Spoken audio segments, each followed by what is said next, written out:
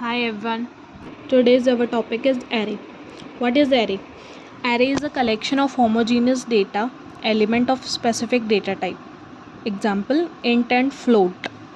Basically homogeneous का मतलब ये होता है कि सेम तरह का डेटा, अगर हम इंटीजर्स लिख रहे हैं तो हम एरे में सिर्फ इंटीजर्स ही लिखेंगे. सेम तरह का डेटा को स्टोर करता है. That have been given a single name which are stored at contiguous memory location. Contiguous का मतलब होता है कंटिन्यूसली एक के बाद एक डेटा स्टोर किया गया है. फॉर एग्जांपल इंट एर एंड ब्रैकेट में दे रखी है आपको वैल्यू 5. इंट का मतलब डेटा टाइप, किस तरह का डेटा हमें स्टोर करना है. एर नेम ऑफ एरे, इसकी जगह हम कुछ भी ले सकते हैं. एंड ब्रैकेट में 5 दे रखा है विच मीन्स सबस्क्रिप्ट्स और इंडेक्स, कितने हमें ब्लॉक्स चाहिए एरे के अंदर, वो दर्शाता है. If one subscript is used to refer to an element of an array, it is known as one dimensional array.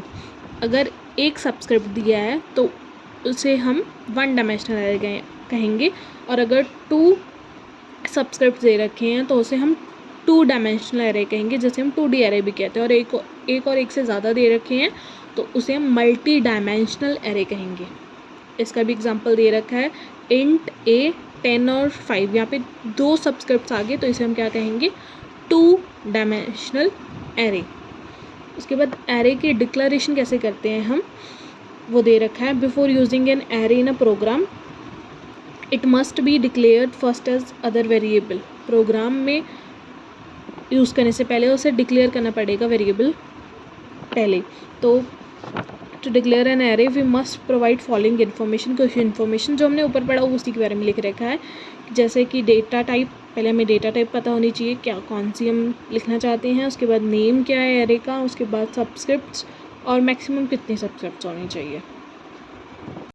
Next दे रखा है द जर्नल फॉर्म और सिंटैक्स ऑफ एरे डिक्लेरेशन, जो मैंने आपको बताया कि कैसे एरे को डिक्लेयर किया जाता है. पहले डेटा टाइप, नेम और सब्सक्रिप्ट्स. नेक्स्ट है types of array.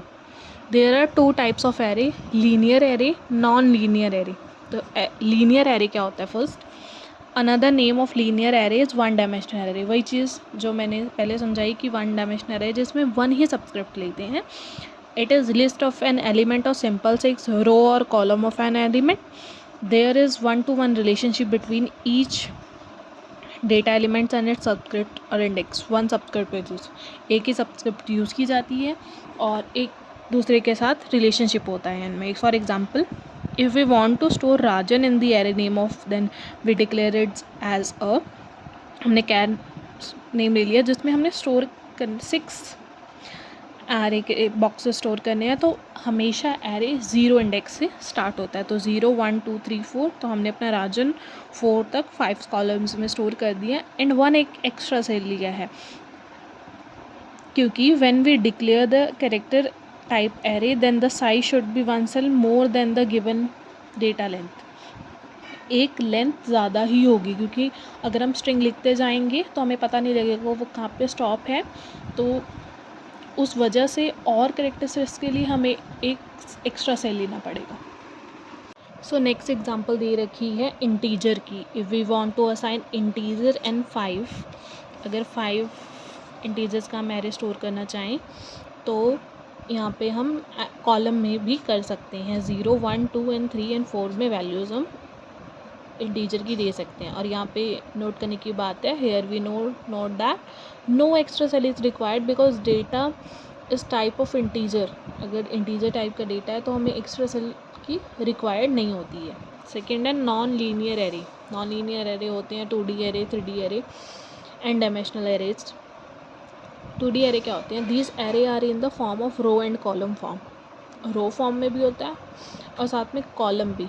First subscript जो होता है वो रो साइज़ का होता है और सेकंड जो होता है वो कॉलम साइज़ के लिए होता है. इसका सिंटैक्स दे रखा है डेटा टाइप, एरे का name, row size and column size. For example int A 5 and 10, तो array with 5 rows and column 10.